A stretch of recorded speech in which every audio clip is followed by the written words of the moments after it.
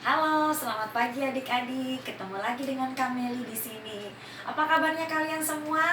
Kak Meli harap walaupun hari ini kita tidak jumpa di rumah Tuhan atau di gereja, tapi Kak Meli harap kalian semua di rumah dalam keadaan sehat dan baik-baik saja ya.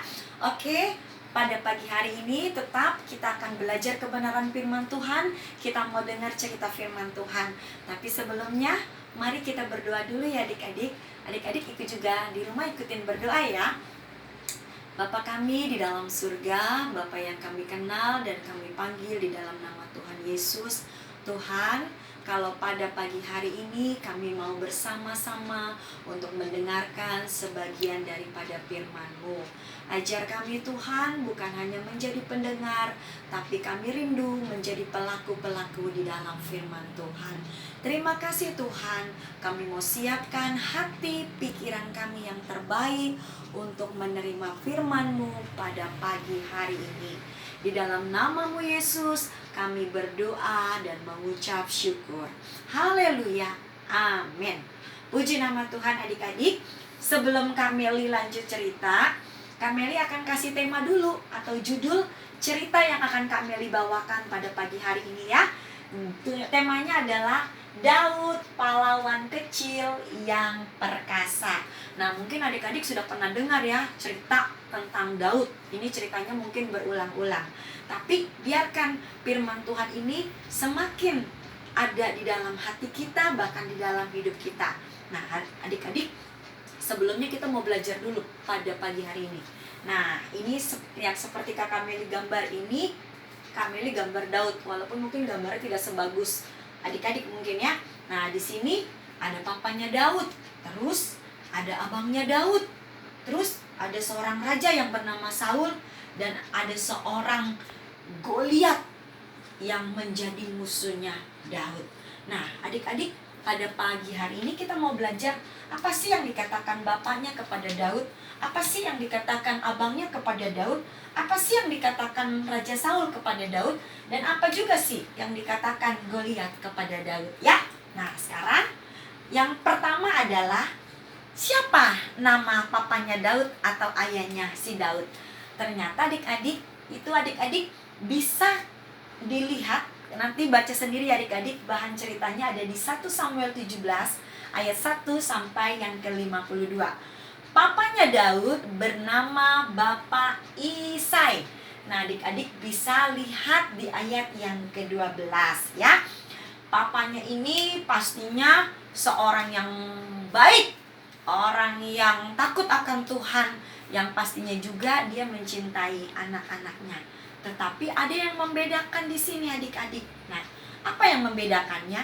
Yang kedua, apa sih yang dilakukan papanya Daud kepada Daud? Wah, ini loh adik-adik. Ternyata papanya Daud ini setiap hari menyuruh si Daud, karena Daud ini adalah anak bungsu atau anak yang paling kecil. Setiap hari papanya nyuruh Daud mengembalakan kambing atau domba. Adik-adik bisa lihat di ayat yang ke-14 sampai 15. Nah, berapa sih Kak Meli dombanya? Dombanya gak banyak adik-adik, cuma 2 atau 3 ekor. Tetapi karena si Daud ini anaknya baik, dengar-dengaran sama orang tua, dia gak bilang, males, capek. Enggak adik-adik, tapi dia tetap melakukan apa yang papanya perintahkan. Dia rajin setiap hari bawa dombanya atau kambing itu ke padang rumput yang hijau. Itu yang pertama. Yang kedua, apalagi yang dilakukan Pak Isai ini kepada Daud? Kalau tadi mengembalakan domba, yang kedua papanya menyuruh Daud ini setelah mengembalakan kambing domba, dia harus anterin makanan ke kakak-kakaknya atau abangnya. Kemana? Ternyata kakaknya ada di sebuah tempat pertempuran atau kemah. Nah, kakak-kakaknya ngapain Kak Meli? Kakak-kakaknya sedang berlatih untuk perang menghadapi musuhnya. Musuhnya mereka orang Filistin. Nah, setiap hari si Daud ini antar makanan ke abang-abangnya. Jadi itu ya. Yang pertama, yang dilakukan papanya Daud kepada Daud, setiap hari dia selalu menyuruh Daud mengembalakan domba dan mengantar makanan kepada kakak-kakaknya. Tapi Daud tetap dengan senang hati, dengan hati yang tulus, hati yang bersuka, dia pergi melakukannya. Nah, yang ketiga, kalau tadi bapaknya, sekarang abangnya nih. Apa sih yang dilakukan Eliab atau abangnya Daud kepada Daud? Nah, adik-adik, biasanya kalau kita dikasih sesuatu, misalkan adik-adik dikasih makanan, dikasih kado, atau dikasih hadiah, seneng ya. Pasti kalau seneng bilangnya apa? Terima kasih, aku sudah dikasih hadiah, aku sudah dikasih kado, aku sudah dibelikan makanan. Tapi adik-adik, tidak. Kepada Daud, abangnya selalu marah. Bahkan abangnya menuduh, "Hei kamu Daud, ngapain kamu datang ke sini pakai antar-antar makanan? Kamu sengaja ya? Siapa yang jaga domba-domba ayah? Nanti domba-dombanya dicuri orang, nanti domba-dombanya mati. Kamu kesini mau ngapain? Pasti kamu mau ngamat-ngamati kita. Nanti kamu ngadu ya sama ayah." Ih, abangnya gak bersyukur ya adik-adik. Orangnya harusnya bersyukur. Udah dianterin makanan, harusnya bilang, "Makasih ya dek, kamu sudah anterin makanan buat kakak." Tapi ini kakaknya malah marah-marah. Siapa di sini yang suka marah-marah? Siapa di sini yang kalau nggak makan, nggak dikasih uang jajan, marah? Ya. Nah, ini yang dilakukan abangnya ya. Nah, yang keempat, apa yang dikatakan raja kepada Daud? Rajanya siapa tadi namanya? Namanya Saul. Nah, pada waktu Daud datang kepada raja, dia bilang, "Raja, izinkan aku dong, aku juga mau daftar. Aku mau membela bangsa Israel. Aku juga mau berperang mengalahkan si Goliat." Terus kira-kira Raja Saul bilang apa? Pertama, Raja Saul bilangnya, "Nggak mungkin Daud, kamu dapat mengalahkan Goliat. Goliat itu badannya gede, gagah perkasa. Udah gitu, dia punya strategi perang yang bagus. Sedangkan kamu masih anak kecil. Wajahmu masih kemerah-merahan. Kamu nggak bakal mungkin, nggak mungkin.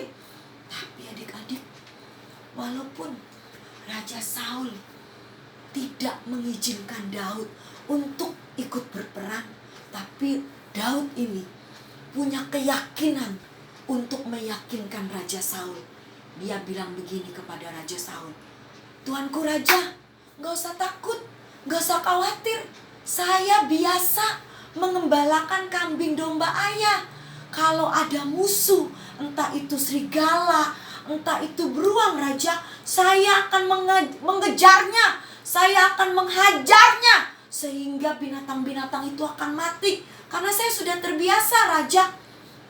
Akhirnya karena Daud berani berbicara seperti itu, akhirnya Raja Saul memberikan kesempatan untuk Daud ikut berperang mengalahkan Goliat. Ya, akhirnya di poin yang kelima ini adik-adik, suatu ketika Daud berjumpa dengan Goliat. Tapi apa nih sekarang adik-adik? Ketika Goliat melihat Daud yang imut-imut, yang kecil mungil, dia bilang, "Hahaha," sambil menghina. "Nggak salah kamu anak kecil mau berperang melawan aku. Hahaha."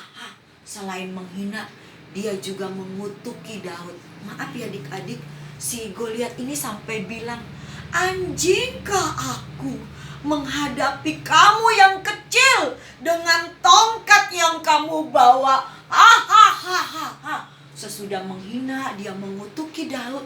Lalu dia apa?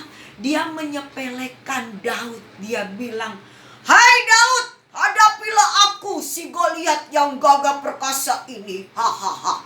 Aku akan memberikan dagingmu kepada burung-burung dan binatang-binatang." Daud tidak menjadi lemah, tidak menjadi takut. Bahkan dia tidak putus asa. Dia terus punya semangat. Dia terus berani untuk bisa mengalahkan Goliat. Tahu nggak adik-adik, kenapa Daud bisa berani mengalahkan Goliat? Mengapa Daud menjadi orang yang kuat dan perkasa? Ini adik-adik rahasianya. Karena Daud suka memuji Tuhan yang pertama. Yang kedua, karena Daud suka bermain alat musik kecapi sambil dia menaikkan pujian kepada Tuhan. Akhirnya hasilnya adalah Daud bisa mengalahkan Goliat yang gagah perkasa itu. Karena apa? Karena ada Tuhan Yesus yang menyertai Daud. Daud tidak sendiri. Daud percaya ada Yesus di dalam hidupnya. Nah, adik-adik, Kak Meli mau umpamakan. Nah, Kak Meli peragakan ya. Ini seperti adik-adik ya. Kalau di dalam dirinya adik-adik suka dibully, suka diketawakan, diejek, dihina, diolok-olok sama teman kah, sama saudara kah, sama orang-orang di sekitar adik-adik, nih, adik-adik akan lemah, akan karena apa? Bisa rusak seperti ini. Adik-adik akan menjadi jatuh karena adik-adik tidak ada isinya, kosong. Tapi sebaliknya adik-adik, kalau di dalam diri adik-adik ada isinya, artinya apa Kak Meli? Artinya isinya itu adik-adik suka memuji Tuhan, suka menyembah Tuhan, suka dengerin firman Tuhan, suka baca firman Tuhan. Makanya adik-adik akan jadi pribadi yang kuat. Tuh, kalau pribadi yang kuat dia diremek-remek, nggak bakal jatuh. Tuh, karena apa? Karena di dalam diri adik-adik ada Yesus yang tinggal, ya. Makanya adik-adik, pelajaran kita pada pagi hari ini, kita mau undang Tuhan Yesus masuk dan tinggal di dalam hidup adik-adik. Jadilah pribadi yang seperti Daud, yang suka memuji Tuhan, yang suka menyembah Tuhan, dan mengundang Tuhan Yesus di dalam hidup kita, ya. Nah, adik-adik, ayat hafalannya buat 2 minggu yang akan datang, kita buka di dalam Filipi 4 ayat yang ke-13. Bunyinya, segala perkara dapat kutanggung di dalam Dia yang memberikan kekuatan kepadaku. Ya, Kak Meli harap adik-adik mengerti ya. Dengan pembelajaran kita pagi hari ini, kita mau jadi pribadi seperti Daud, pribadi yang suka memuji Tuhan, pribadi yang suka menyembah Tuhan, yang suka berdoa, yang dengar-dengaran kepada orang tua, terlebih biar hati kita ada Yesus. Sehingga kalau hati kita ada Tuhan Yesus, adik-adik ketika dibully di sekolah, diolok-olok, diejek, dihina, disepelekan, adik-adik tidak marah, tidak putus asa. Karena apa? Di dalam hatinya adik-adik ada Tuhan Yesus. Kalau ada Tuhan Yesus, kita mau jadi pribadi yang suka mengampuni, suka memaafkan. Karena Tuhan Yesus ada di hati kita. Oke?